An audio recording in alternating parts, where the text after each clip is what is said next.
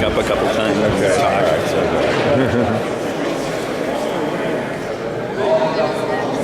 Someone check them.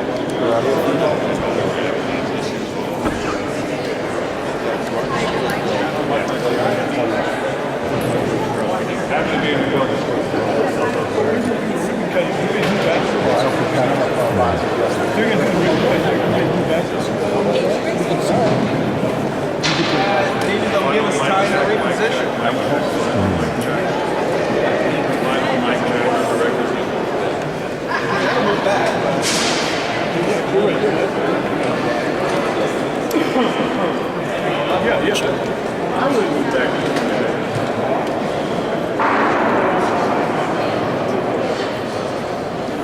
You're welcome. Mic check, final mic check. For those news media that would like to, after the program, go train side, we have a small Amtrak train downstairs. If you'd like to capture some of that video for B-roll purposes or even to do interviews with us afterwards, just here through Gate C. Is everybody taking a comfortable box here? No, I think we're all up there.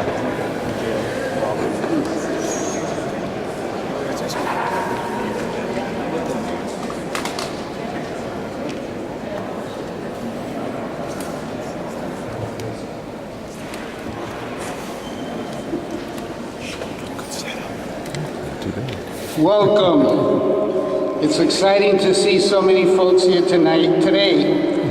I almost said tonight because we have so many activities here. We have the Riverfront Corporation annual dinner tomorrow and train day on Saturday, so we're full of celebration in the Union Depot this week. Before I begin making any comments, I'd like to introduce my colleagues.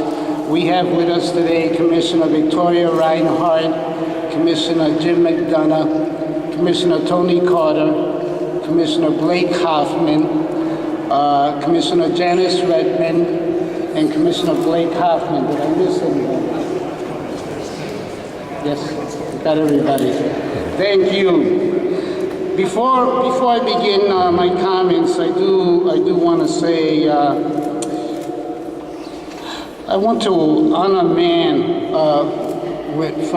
we wouldn't be here at the Union Depot today if it wasn't for a giant in the transportation in the United States in the last 50 years, Congressman Jim Oberstar, who passed away on Saturday.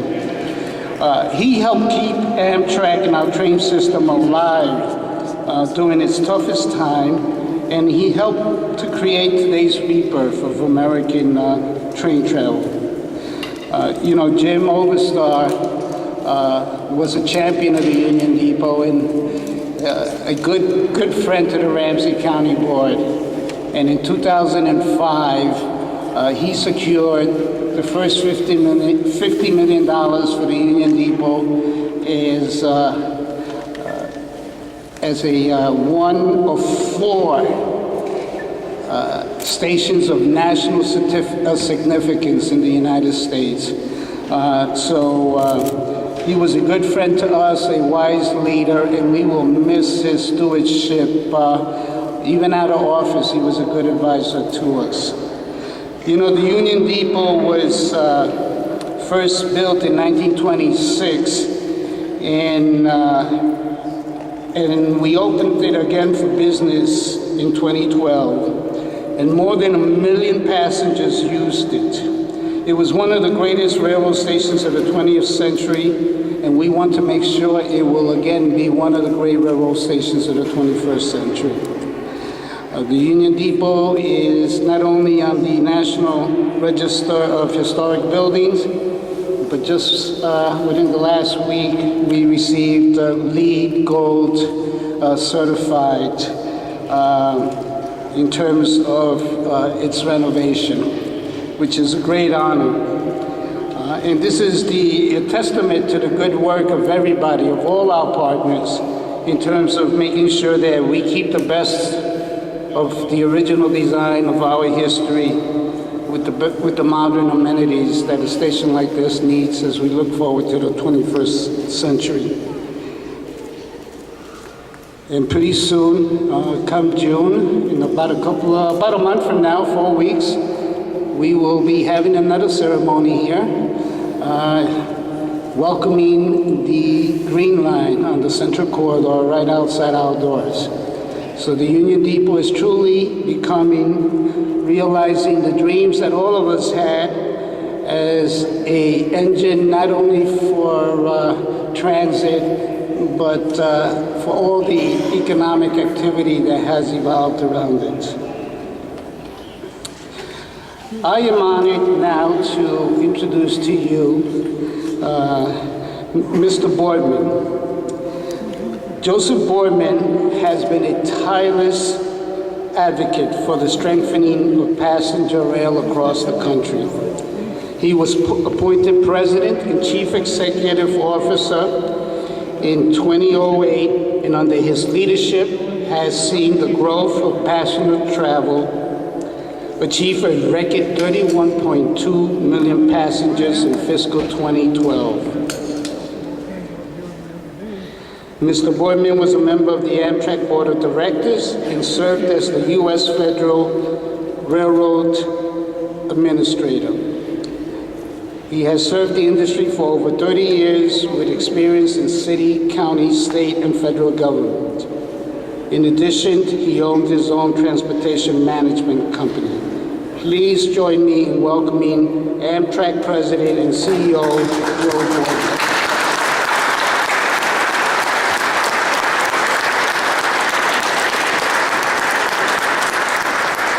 And Joe, we want to present you with this frame poster of the Union Depot. Thank you very much.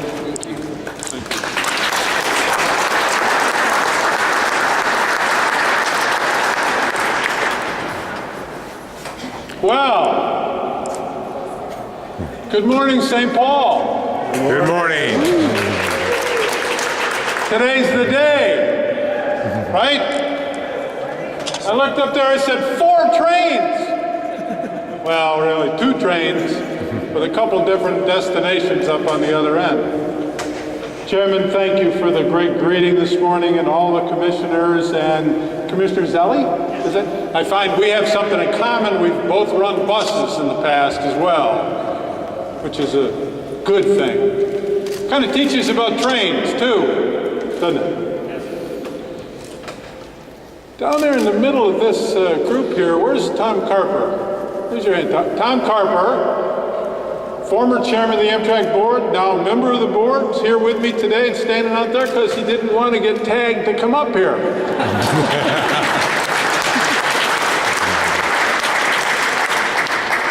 Karen Hedlund will be on here in a minute. She's hiding in the back there. She's and the chairman will introduce her officially. I'll introduce her unofficially as the deputy FRA administrator.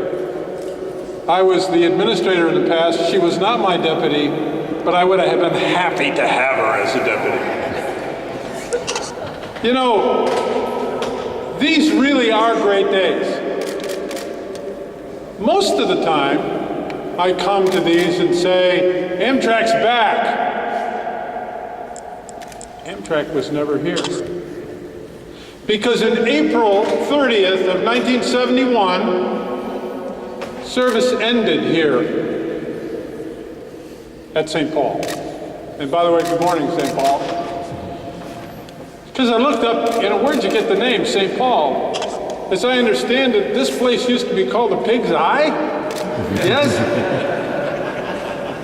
And they had a missionary come through and say, that's not a respectable name. So St. Paul resulted. When Amtrak began May 1st of 1971, 43 years ago last week, it didn't serve this station. And not to get too philosophical, but thinking about how do we know when something's essential? How does this group know when there's an essential piece missing? When you stopped serving in April in 1971, This station became part of the disintegration of passenger rail. We refused as a nation, as a people at that time, to really understand the wound that occurred.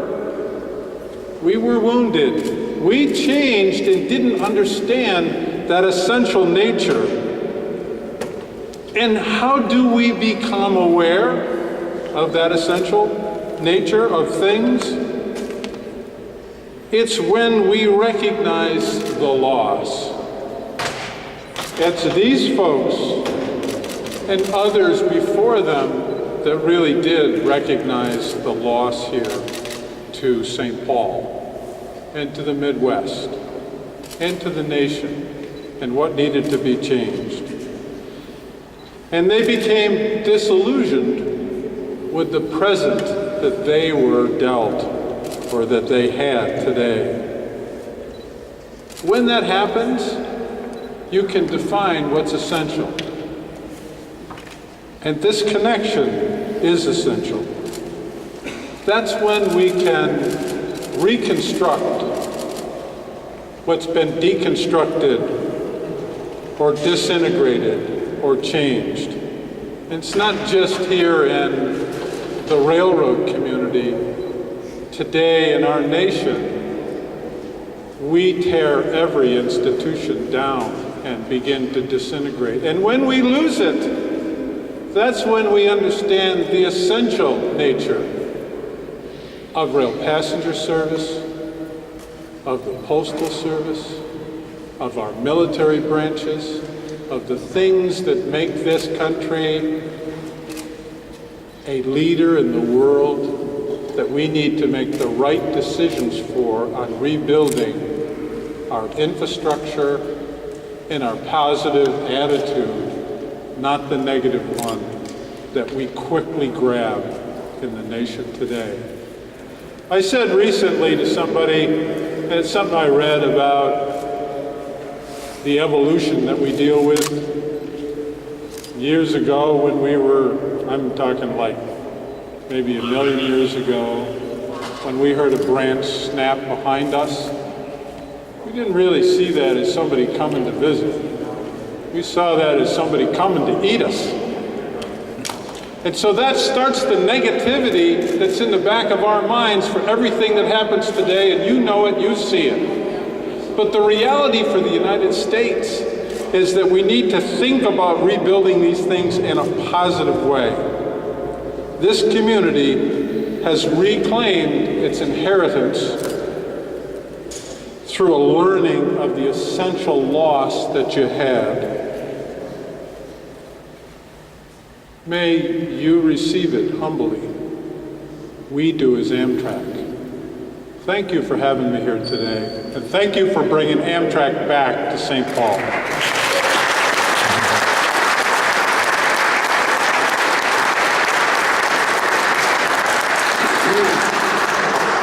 Thank you, Mr. Boardman. I'd like now to introduce Karen Hetland. The Federal Railroad Administration was critical in the successful return of passenger rail in the Union Depot.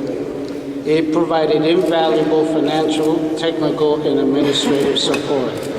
I am pleased to welcome FRA Deputy Administrator Karen Hetland. Ms. Hetland was appointed Deputy Administrator of the Federal Railroad Administration in 2011. Prior to her appointment, she served as FRA Chief Counsel and led successful negotiations with several host railroads to secure critical service outcome agreements. With more than 35 years of experience in the legal profession, Ms. Hetland's knowledge and expertise of major infrastructure projects and public finance continue to be critical to our success. I look forward to hearing her remarks and to welcome her to St. Paul.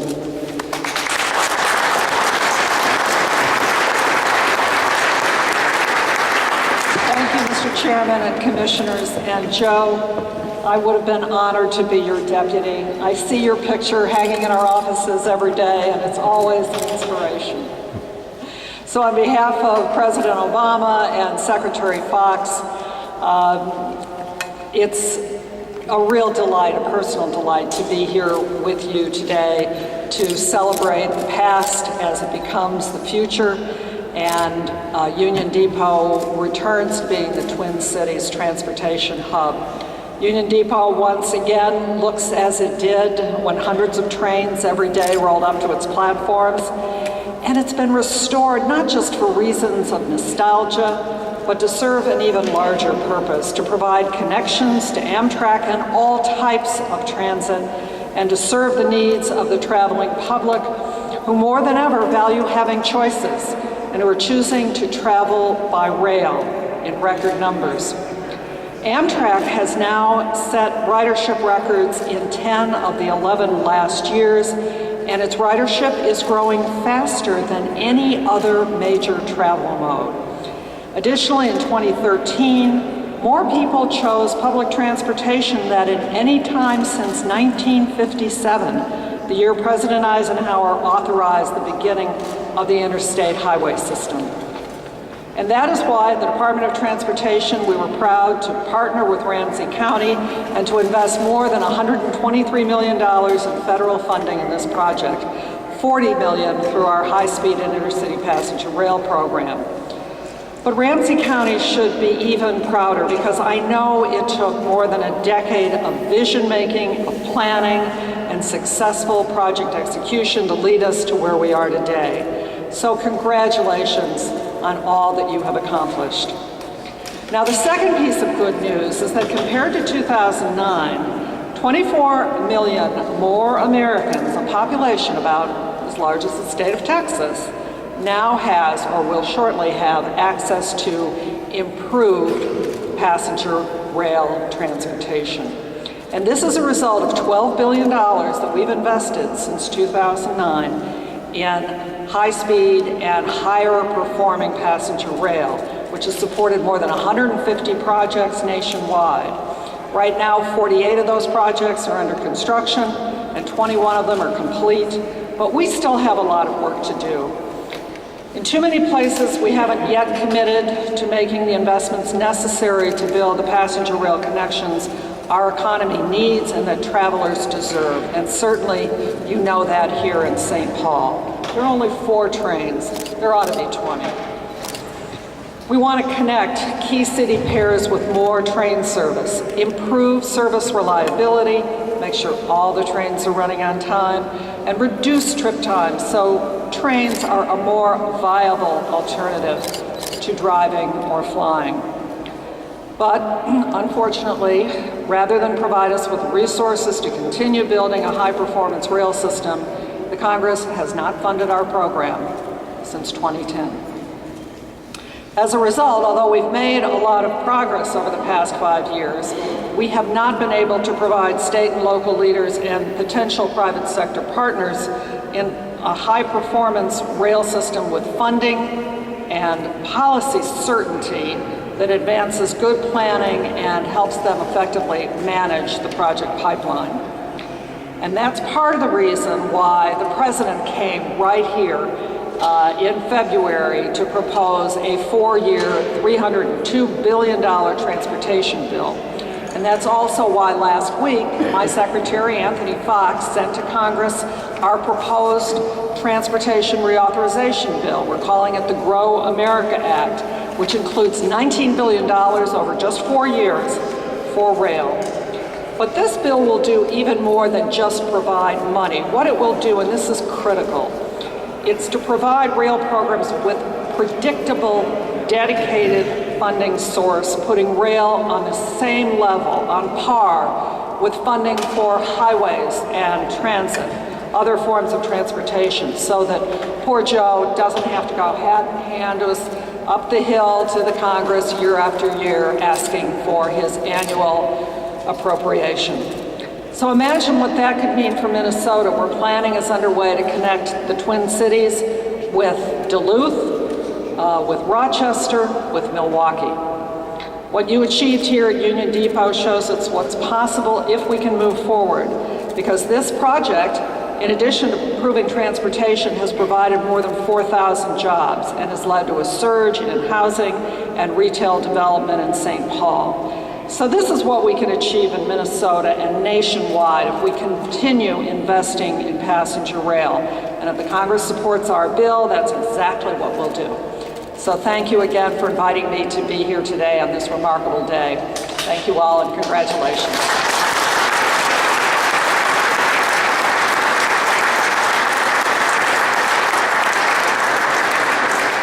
Thank you, Karen. I'd like to now introduce, to welcome my good friend Charlie Sully, who was appointed Commissioner of the Minnesota Department of Transportation in 2012, the same month as the grand opening of the Union Depot. Appointed by Minnesota Governor Mark Dayton, Charlie came to MnDOT from Jefferson Lines, an intercity bus company with routes in 13 states in service from Union Depot. Mr. Sully worked at Jefferson Lines for more than 20 years and served as Chair and Chief Executive Officer. He is a board member and chair of the Policy Committee of the American Bus Association in Washington, D.C. Charlie, welcome.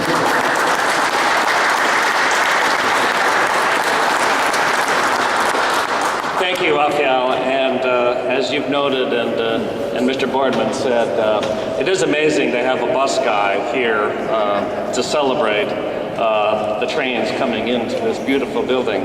But I am a total believer, and as I'm looking at the Jefferson schedule here, a place like Union Station, Union Depot, is this hub where we all make kind of connections, and transportation connections is really kind of the vision that Minnesotans want. In fact, it is the Minnesota Department of Transportation's vision, which has been slightly altered this last year to reflect a multimodal kind of a concept. Our vision is to maximize the health of the people, the environment, and the economy through a robust multimodal system. So trains, planes, automobiles, but the connections that Amtrak brings by coming into this facility will really be a game changer, and it's a wonderful, wonderful day. I have to speak to the train studies and the work that we have as a state agency have done over the years, and certainly being part of this development of the Union Depot has been a piece of that. I especially want to thank the Passenger Rail Forum. This is a group that has been organized by the Minnesota Department of Transportation, but it includes elected officials, appointed officials, public, private sector, advocates, and interest stakeholders throughout the spectrum and throughout the state. And it's that group that kind of comes together and says, let's not fight for a particular mode or a piece of geography, but it is about how do we put the puzzle together and have it to be thoughtful and make progress. And this is certainly a day that we can kind of recognize as being an important benchmark along that vision. But we're doing more work. The rail office within MnDOT has been doing active studies on that high-speed connections to Chicago through Milwaukee, the Twin Cities to Duluth, high-speed rail. Also, we talked about Rochester, where definitely there is development work being done on all those corridors. And then certainly the conventional train service, we're studying those rail connections to St. Cloud, Mankato, Eau Claire, Moorhead. It kind of goes on, and I think that we should look forward to progress with the Northern Lights Express to Duluth, and then not least, and maybe even the soonest, is to get more service. So there's more lines on this board, so that second trip Amtrak train to Chicago would be a great thing and very possible.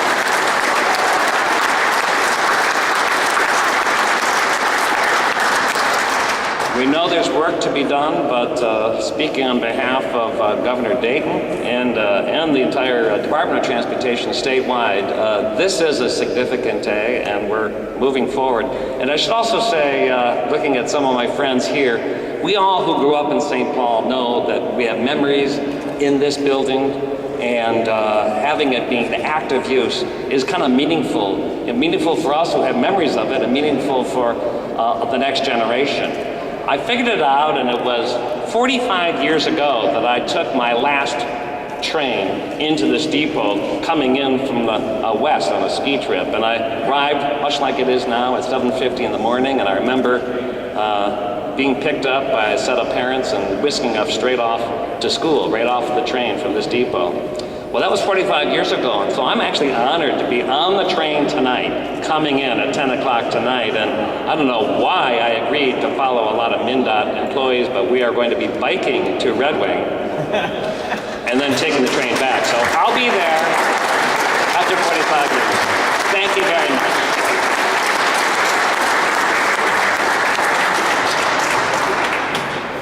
Thank you, Charlie.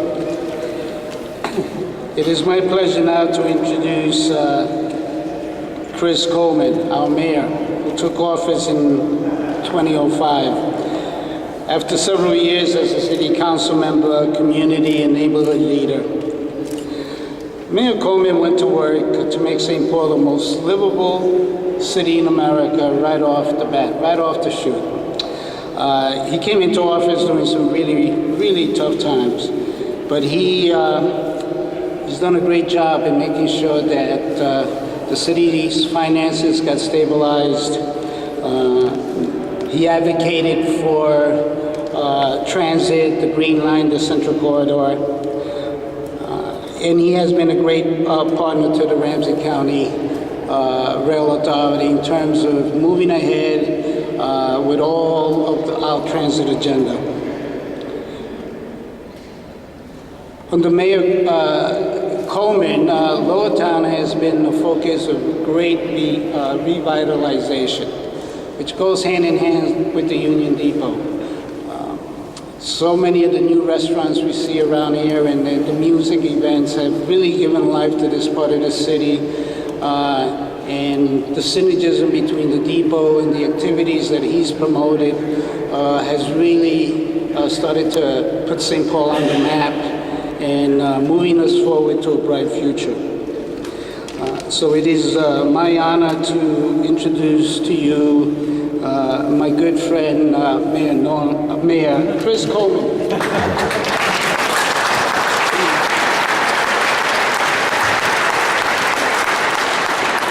He almost went there, didn't he? He almost went there. He caught himself. Well, good morning, everyone. You know, as I look out over the crowd here, I see so many heroes and champions of this project and of transportation. Obviously, a lot of support from the county board. I love this project because people come up to me and they say, Mayor, that was such a great job that you did with the Union Depot. Thank you so much for everything you did. And I used to say, well, it really was the county board. It was Congresswoman McCollum. It was Jim Oberstar. Now I just say, thank you very much. I appreciate the acknowledgement. But there are a lot of champions. Russ Stark from the City Council. I know Councilmember Thune is here or was here. I see friends from across the river and Peter McLaughlin who understands the importance of a balanced transportation network across the cities. I see friends like David Black and Kathy Fisher who for many, many years were fighting on behalf of great transportation investments in downtown. Folks like Wei Ming Lu who worked so hard to preserve the history, and if it wasn't for folks like Wei Ming, this building would have been torn down a long time ago and we wouldn't be standing here to celebrate the reopening and the connection of Amtrak service here. And then I just see transportation advocates and folks that have a passion for and an importance of the understanding of trains and why they matter for communities. In 1922, a young woman who had gotten off the boat from Ireland in New York took a train out to St. Paul, where she was met by her uncle who was studying in the St. Paul Seminary. And that young woman, my grandmother, got off a train in downtown St. Paul. And she got off a train in a bustling community, a vibrant community, the state capital of the state of Minnesota. And she had the first impression of a new land that was a home for her for the rest of her life. But it was an impression of a city that had a ton of things going on.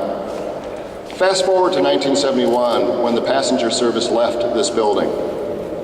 And it was really the kind of the demarcation for a period of a lot of struggle in downtown St. Paul and in cities really across America. When we started an out-migration from our core cities into the suburbs, our core cities struggled. But now we're in an era where people understand